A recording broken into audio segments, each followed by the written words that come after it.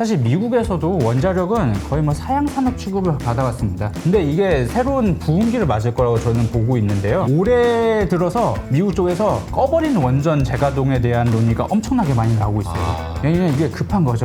AI 때문에 전기 없는데 껐던 원전도 다시 살려야겠다.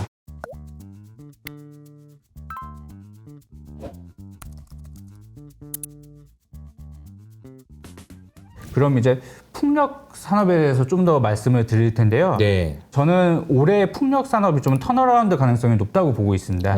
그건 이제 수주에서 단서를 찾을 수가 있는데요. 지금 보시는 차트는 글로벌의 풍력 터빈 회사가 중국 회사 빼고 크게 한 4개 있거든요. 네. 미국의 제너럴 일렉트릭, 덴마크의 베스타스, 독일의 지멘스 에너지, 독일의 노르덱스 이 4개 업체 합치면 중국 시장 제외하고 점유율이 87%거든요. 이 업체들 신규 수주를 보시면 2019년이 가장 높았어요. 근데 내리 계속 수주가 감소하다가 2023년에 한 50% 정도 수주가 반등했거든요. 작년이네요. 네. 불과 작년입니다. 풍력 같은 경우에 발주 나오고 나서 설치하는 데까지 육상풍력은 한 1년 이상 걸리고 해상풍력은 2, 3년 이상 걸리거든요. 그러니까 23년에 수주가 늘어났다는 거는 올해 한 중반 정도부터 육상풍력은 설치량이 본격적으로 늘어난다라고 이해하시면 될 것 같고 19년 이후에 수주가 왜 빠졌냐 이렇게 물어보시는 분들 계시거든요. 생각해보시면 2020년에는 코로나가 터졌어요. 네. 그러니까 모든 산업이 다 안 좋았으니까 그때는 익스큐즈가 됐는데 21년에도 감소했거든요. 이게 왜 그러냐면 혹시 대표님 그 미국의 BBB 법안 기억하시나요? BBB. 네, 빌드백 베러. 맞습니다. 더 좋은 세상을 만들자. 네, 더 좋은 미국을 만들자 그 그렇죠. 정책이었는데 그게 원래는 21년에 통과가 될 예정이었어요. 근데 통과가 안 되고 결국에는 22년 8월에 IRA로 이름이 바뀌어서 통과됐거든요. 이게 중요한 정책이 통과가 안 되다 보니까 그냥 발주가 계속 밀린 거예요. 그러다가 22년 8월에 IRA 통과되고 나서 23년에 밀린 발주가 쫙 나온 거죠. 그 우리가 생각할 때는 막 금리나 아니면은 막 경제 불확실성 이런 게 영향을 많이 줬을 것 같은데 물론 뭐 그 영향도 있긴 있습니다. 했겠지만 정책이 언제 통과되느냐, 법안이 언제 통과되느냐가 중요했고 재작년이죠. 재작년 하반기 IRA 법안이 통과되면서 작년에는 실제로 수주가 많이 늘어났다라는 거예요. 맞습니다. 근데 이 그림에 보면은 덴마크 베스타스랑 독일의 지멘스가 좀 상대적으로 많이 늘었네요. 느는 규모는 보니까. 네, 그런데 저 업체들도 수주를 따보니까 미국 육상풍력이 많아요. 회사는 덴마크랑 독일 회사인데 덴마크랑 독일 회사지만 미국에서 거죠.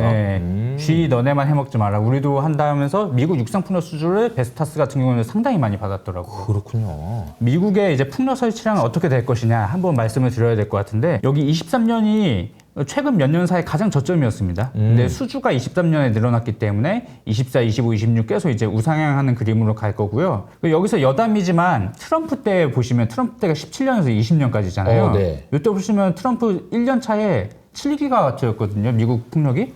근데 2020년에 17기가와트였어요. 2배 이상 성장했거든요. 그러네요. 그러니까 사실 트럼프가 되면 안 될 거라고 생각을 하는데 실제로는 그렇지 않았어요. 이게 현실은 그렇네요. 네, 현실은 그렇습니다. 이거 관련해서 뒤에서 좀 더 말씀드릴 기회가 있을 것 같고요. 하늘색 그림은 미국 풍력의 연간 신규 설치량이에요. 네, 맞습니다. 2020년에 피크를 찍고 쭉 내려와서 2023년이 바닥이었는데 네네. 이게 이제 올해를 기점으로 해서 돌아서기 시작하는 턴어라운드의 원년이죠. 근데 이게 이렇게 보니까 이제 오랫동안 떨어질수록 턴어라운드 할 때 이게 좀 세게 올라가는 그런 경향이 좀 있단 말이죠. 근데 맞습니다. 여기에 보니까 하늘색 말고 보라색도 있는데 이게 보라색은 뭐예요? 보라색은 이제 미국의 해상 풍력을 말한 건데요. 25년 전부터 이제 준공되는 게 좀 많아지기 시작해서 2030년쯤 되면 이제 미국 해상 풍력도 좀 많이 개화가 될 겁니다. 미국은 사실 유럽보다 해상 풍력을 되게 늦게 시작했거든요. 그래서 아직까지는 발전 단가도 높고 그래서 막 구설수가 많은데 뭐 영국 같이 2010년대 초반부터 해상 풍력을 세게 드라이브 건 데는 처음에는 발전 단가가 높았지만 최근 영국은 해상 풍력 단가가 원자력 단가보다 더 싸졌거든요. 그래서 이것도 결국 해상 풍력도 처음엔 힘들어도 규모의 경제가 쌓이면 좀 발전 단가가 많이 떨어질 수 있다. 이렇게 이해하시면 될 것 같습니다. 이해가 됩니다. 이 그림은 상당히 인상적이네요. 결국은 많은 분들이 궁금한 게 태양과 풍력 둘 중에 뭐가 더 좋아? 이런 게 이제 궁금하단 말이에요. 근데 이제 풍력은 좀 턴어라운드의 원년이다라고 설명을 해주셨는데 이제 태양광 한번 좀 설명해 주시죠. 미국 태양광을 볼 때는 퍼스트 솔라라는 업체를 가장 중요하게 봐야 되는데요. 미국 태양광 시장은 그 유틸리티 태양광, 그러니까 발전소 규모의 대단위 태양광이 한 70% 비중을 차지하고 주택용하고 이런 상업용 빌딩에 올리는 태양광이 한 30% 되거든요. 그러니까 결국 유틸리티 태양광이 가장 중요한데 이 퍼스트 솔라는 유틸리티 태양광 시장에서 한 60% 점유율을 갖고 있는 회사거든요. 유틸리티라고 하면은 우리가 생각하는 그냥 발전소 생각하면 발전소급 대규모 단지입니다. 대규모 단지. 네. 그래서 이 업체 그 수주 잔고 보시면 이 업체들이 22년 말에 폭증해요. 왜냐 IRA가 22년 8월에 통과됐으니까 네. 바로 폭증해서 23년 3분기 말에는 82기가와트까지 이제 수주 잔고가 쭉 늘어났는데 그러면 이제 실제 설치량은 어떻게 되느냐? 지금 보시는 차트는 미국의 연간 태양광 신규 설치량이거든요. 어허. 보시면 태양광은 발주 나오고 나서 설치하는 데까지 빠르면 한 6개월이면 돼요. 풍력보다는 좀 짧죠. 풍력은 어느 정도 돼요? 풍력은 빨라야 육상 풍력이 한 1년 이상 걸리고요. 발주부터 설치까지. 태양광은 유틸리티 태양광도 빨리 설치하면 한 6개월 만에도 발주 나오고 설치가 됩니다. 그래서 보시면 태양광은 턴어라운드가 먼저 시작됐어요. 2023년에 보면 이건 아직 확정치는 아니긴 한데 23년에 여기 유틸리티 태양광이 크게 증가하는 것을 보실 수가 있죠. 이게 이제 IRA 통과가 되고 나서 바로 이제 설치량이 늘어나기 시작했다라고 보시면 될 것 같고 그래서 퍼스트 솔라의 주가도 23년 상당히 좋았어요. 그리고 이제 24년, 25년 계속 이제 플러스 성장 나오긴 하는데 22에서 23년 넘어갈 때보다는 좀 성장률이 줄긴 하죠. 그리고 최근에 중국산 태양광 모듈이 워낙 저가 공세를 하다 보니까 네. 퍼스트 솔라 모듈 가격도 조금은 떨어지는 게 있어가지고 주가가 약간 지지부진한데 그럼에도 불구하고 올해 실적 성장이 크게 기대되는 업체 중 하나고요. 그래서 여기도 한번 트럼프 재임 기간 한번 보실까요? 네. 17에서 20년까지 보시면 18년에 소폭 역성장하고 계속 이제 플러스 성장 나왔거든요. 18년에 무슨 일이 있었냐면 트럼프 대통령이 18년 1월에 중국산 태양광 모듈하고 인버터에 30% 관세를 때려버렸어요. 아이고. 그래서 미국 태양광 업계에서 야 중국산 태양광 모듈 막으면 우리 설치량 급감한다 이렇게 걱정했었거든요. 근데 생각보다 별로 안 줄어들었고 결국에는 그 과실을 미국 업체들이 먹었어요. 여기 보시면 인버터에도 관세를 부과했는데 미국의 인버터 업체가 2개 있거든요. 인페이지랑 솔라엣지 있는데 인페이지 같은 경우에는 2020년 미국 지역 매출액이 2017년 때보다 3.2배가 증가했어요. 그러니까 결국에는 매출이 이익은 뭐 훨씬 많이 증가했고 주가도 한 10배 넘게 갔거든요. 그러니까 결국은 플러스 성장 나오는 구간에서 관세 때려가지고 중국 업체를 차단해버리면 미국 현지 업체들이 먹는 거죠. 그래서 지금은 이제 퍼스트 솔라 같은 업체가 그 과실을 먹고 있다라고 보시면 될 것 같아요. 그 인페이지랑 솔라 엣지 뭐 이런 회사가 인버터 회사라고 돼 있는데 네, 맞습니다. 인버터는 뭐고 저 퍼스트 솔라가 하는 거는 뭐예요? 그러니까 그 두 회사가 하는 성격이 좀 달라서 당시와 지금이 좀 차이가 있는 것 같은데 어떤 차이가 있나요? 네, 인페이지랑 솔라 엣지 같은 건 태양광 인버터라고 해서 이게 뭐냐 하면요. 태양광 발전은 그 패널에서 직류로 발전이 되거든요. 근데 미국도 그렇고 우리나라도 그렇고 전력망은 대부분 교류란 말이죠. 아하. 근데 직류 발전된 전기를 교류에 바로 못 쏴줘요. 아하. 그러니까 이게 직류 전기를 변환해서 교류망에서 쏴주는 게 인버터라는 제품이거든요. 우리 옛날에 그 여러분 기억나시나요? 과학 시간에 배웠던 직류 교류 이런 거 있잖아요. 직류 교류에 그런 저 그때 잘 공부 안 해가지고 좀 기억 안 나시는 분도 있겠지만 어쨌든 직류 교류 중요해요. 근데 이걸 바꿔주는 역할을 하는 것이 인페이지랑 솔라 엣지라는 회사였는데 이때 당시에 그 역할을 해주는 중국 업체한테 관세를 많이 때리니까 이 업체들이 수주가 급증했다라는 거네요. 맞습니다. 특히 주택용 태양광 인버터를 잘하는 데들인데 그쪽에서 수혜가 컸다라고 보시면 될 것 같고요. 지금은 퍼스트 솔라는 뭐 하는 회사예요? 퍼스트 솔라는 태양광 모듈 업체인데 사실 많은 분들이 걱정하시는 게 중국산 태양광 모듈, 폴리실리콘 모듈이 엄청 나오는데 그 가격이 막 쭉쭉 떨어지는데 미국 너무나도 큰 디플레이 압력이냐. 사실 그 폴리실리콘 모듈은 중국이 한 70% 이상 점유를 하고 있거든요. 네. 근데 퍼스트 솔라는 폴리실리콘 기반 모듈이 아니에요. 얘는 제품이 약간 다른데 그 카드뮴 텔루라이드 화합물 반도체 기반의 태양광 모듈을 만들어서 사실 중국 폴리실리콘의 영향이 덜합니다. 그쪽에 영향을 덜 받는데 이 카드뮴 텔루라이드 모듈이 폴리실리콘 모듈보다 전력 변환 효율은 약간 낮긴 한데 그만큼 가격도 더 싸거든요. 그래서 미국 같은 경우는 땅이 넓으니까 약간 전력 효율 떨어져도 싸게 많이 깔면 발전 단가가 나오는 거예요. 그래서 퍼스트 솔라가 미국에서는 가장 높은 점유율을 갖고 있다 이렇게 보시면 될 것 같고 퍼스트 솔라 모듈 가격도 조금 빠지긴 해요. 근데 폴리실리콘 모듈이 확 빠질 때 퍼스트 솔라 모듈은 조금씩밖에 안 빠져가지고 여전히 얘는 실적이 잘 받쳐주고 있는 업체입니다. 네, 이게 폴리실리콘을 이제 중국 업체들이 완전히 거의 뭐 반 독점. 독과점 하고 있죠. 네. 하고 있고 이것 때문에 야 폴리실리콘 만드는데 보니까 저거 어려운 애들 저 애들 데리고 인권 문제 생기고 힘들게 애들 돌려가지고 이렇게 하는 거 아니냐라고 해가지고 지난주에 옐런 장관이 그냥 혼내주겠다 이번에 가면 막 이런 얘기를 했단 맞습니다. 말이에요. 네. 근데 약간 이게 오버랩이 좀 되는 것 같네요. 2017년, 18년 얘기하시면서 중국 업체들에 대해서 이렇게 이게 관세를 매기니까 미국에 있는 이 비즈니스를 하는 회사들이 좋아졌다.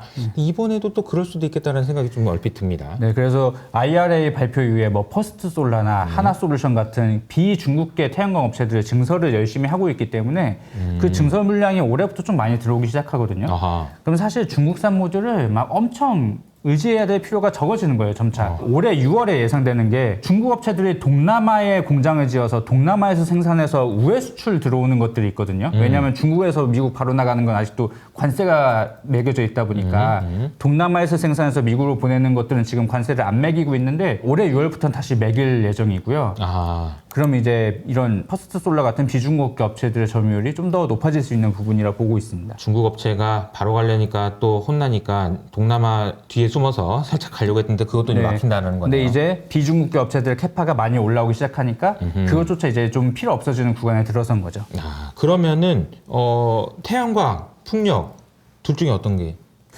굉장히 어려운 질문입니다만 네. 태양광은 사실 퍼스트 솔라만 좋고 나머지 업체들은 실적이 좋지 않아요. 왜냐하면 이 인페이지랑 솔라엣지 같은 경우에도 주택용 태양광 인버터가 비중이 큰데 주택용 태양광 시장은 금리에 워낙 민감해서 왜냐하면 일반 소비자가 선택하는 건데 차입 비용이 높아지면 이게 수요가 확 나빠지거든요. 그렇죠. 그리고 이제 요즘에 주택 거래량도 낮아가지고 그죠? 네, 맞습니다. 그래서 주택용 태양광 업체들은 올 상반기까지는 실적이 굉장히 안 좋습니다. 하반기에 이제 개선을 기대해야 되는데 그래서 태양광 섹터에서는 사실 퍼스트 솔라나 아니면 뭐 유틸리티 태양광 기자재 만드는 몇몇 업체들만 지금 선호하고 있는 상황이고 근데 이제 풍력은 작년까지도 계속 실적이 안 좋았어요. 근데 올해 중반경부터 이제 본격적으로 실력을 보여줄 차례이기 때문에 적자였다 서프라이즈가 나는 구간에서는 또 서프가 많이 나지 않습니까? 그렇죠. 사실 풍력의 잠재력을 좀 더 높게 보고 있는 상황입니다. 네, 이게 그 제일 주식하시는 분들이 좀 가슴이 설레고 막 이런 단어가 이게 턴어라운드. 턴어라운드 이건데 이게 또 오랫동안 막 이러고 있다가 그냥 턴어 오랜만이잖아요. 한 그죠? 3년 가까이 적자내다가 올해부터는 제너럴 일렉트릭의 미국 육상 풍력도 제대로 흑자 나오는데 연간 흑자 나오는데 하면 사실 설레죠. 작년까지는 그렇죠. 적자였는데. 그런 것으로 따져놓고 보면 풍력, 태양광 어렵다고 하시겠지만 팀장님의 생각은 약간 좀 풍력으로 약간 더 그리고 정치적으로도 태양광은 사실 미국만 이렇게 자립이 되고 있지 유럽 같은 경우에 중국산에 의존하는데 풍력 체인 같은 경우에는 미국이도 유럽이고 중국산 기자재를 거의 안 써도 돼요. 이미 그렇군요. 탈중국이 가능한 섹터가 풍력이라 네. 정치적으로도 사실 풍력이 좀 더 편안한 게 있죠. 그러면 태양광 풍력 이야기했으니까 사실은 지금 전기의 부족 사태를 놓고 보면은 아이고 이거 뭐가 더 중요하다 이게 아니고 다 중요해 이런 얘기가 나올 정도로 전기가 부족하니까 그러다 보니까 SMR 이야기도 많이 나와요. 네네. 그래서 이거는 좀 어떻게 봐야 될까요? 이 뭐 SMR이나 ESS 관련된 얘기도 많이 나오는데요. 요거는 이제 미국의 그 ESS 신규 설치량 추이랑 전망을 미국 에너지 정보청에서 그대로 따온 거거든요. 보시면 2023년, 24년에 이제 큰 폭으로 이제 ESS 설치량이 증가하는데 재생에너지가 커지다 보면 풍력 같은 경우는 밤에도 좀 돌아가지만 태양광은 사실 해지면 안 돌아가잖아요. 근데 밤에도 전기는 필요하단 말이죠. 그러면 ESS에 이제 저장해 놨다가 써야 되니까 재생에너지가 늘어날수록 ESS 설치량 당연히 늘어나게 되거든요. 그래서 23, 24년 크게 성장했고 25년 이후에도 계속 고성장할 것으로 보고 있는데 사실 ESS도 추가로 달려고 하면 비용이잖아요. 네. 특히 태양광 단지에 많이 연결을 하는데 그래서 이것만으로도 이제는 부족하다라고 해서 나온 게 이제 원자력에 대한 각광이거든요. 네. 그래서 원자력에 대해서 조금 말씀을 드려야 될 것 같은데 네. 사실 미국에서도 원자력은 거의 뭐 사양 산업 취급을 받아왔습니다. 왜냐하면 아까 말씀드렸다시피 신규 발전소 기준 발전 단가가 너무 높기 때문에 신규 발전소 건설이 많이 없었어요. 네. 근데 이게 새로운 부흥기를 맞을 거라고 저는 보고 있는데요. 관련해서 미국의 컨스텔레이션 에너지라는 업체를 한번 잘 봐야 될 것 같습니다. 네네. 이 업체는 미국 최대의 원전 사업자고 2024년 발전량에서 65%가 원자력에서 나오고 있거든요. 근데 이 업체가 주가가 굉장히 좋은데 주가 차트는 뒤에서 보여드리고 얘네 작년 4분기 실적 발표 자료를 보고 싶으면 이 데이터 센터에 대한 얘기를 엄청 많이 하고 있어요. 왜냐하면 이게 데이터 센터는 24시간 돌아가야 되는데 태양광은 밤에는 안 돌아가고 그러니까 사실 그게 불안하잖아요. 네. 근데 원전은 24시간 가동이 가능하죠. 거기에다가 원래 바이든 행정부는 원자력 발전 별로 안 좋아했거든요. 근데 23년 9월 이건 아마 많이들 모르실 텐데 23년 9월에 미국 IRA 법안 내에 원자로들에 대한 생산세액 공제가 새로 생겼거든요. 생산량 메가와트 아워당 15달러를 지급하는 생산세액 공제가 2024년 올해죠. 올해 초부터 2032년까지 이제 신설이 되었습니다. 그러면서 주가가 많이 올랐는데 파란색이 그 컨스텔레이션 에너지고 요 노란색이 S&P 500 지수이고 요 맨 아래 있는 게 넥스트에라 에너지 그 미국의 발전 사업자인데 풍력 태양광 많은 그 업체 있잖아요. 이 넥스테라 에너지는 사실 주가가 지지부진한데 컨스텔레이션 에너지는 주가가 좋죠. 그러니까 이게 원자력에 대한 리레이팅이 조금씩 발생하고 있다. 저는 이렇게 이해를 하고 있고요. 그러니까 이제 전기가 부족하니까 이미 그렇네요. 쓸 수 있는 카드를 다 써야 되는 상황에 온 겁니다. 근데 그렇다고 해서 신규 발전소, 원자력 발전소 건설이 늘어날 거냐? 사실 그거는 좀 회의적이고요. 네네. 신규 원전 건설이 폭증한다기보다는 노후 원전의 수명 연장이 많아질 것이라고 보고 있는데요. 이 차트는 전 세계의 원자력 발전소 착공 추이를 나타내는 건데 여기 1960년대부터 80년대까지 보면 요 회색 막대들이 프랑스, 미국 등의 이제 원자력 발전소 착공거를 나타내는 건데 선진국의 원전은 대부분 요때 60년대, 70년대, 80년대 요때 지어진 거예요. 근데 이게 보통 원자로가 설계 수명이 40년이거든요. 40년. 근데 요때 지어졌다고 하면 이미 70 더하기 40 하면은 2010년이네요. 네, 이미 2010년대부터 조금씩 이제 설계 수명 다 돼가지고 꺼버리거나 수명 연장하는 게 나오고 있는데 2020년대 중반 정도 가면 이 설계 수명 도래하는 것들이 확 많아지거든요. 근데 지금까지는 미국이고 유럽이고 꺼버리는 것들도 제법 많았거든요. 근데 23년 9월에 IRA에 원전 세액 공제가 생겼잖아요.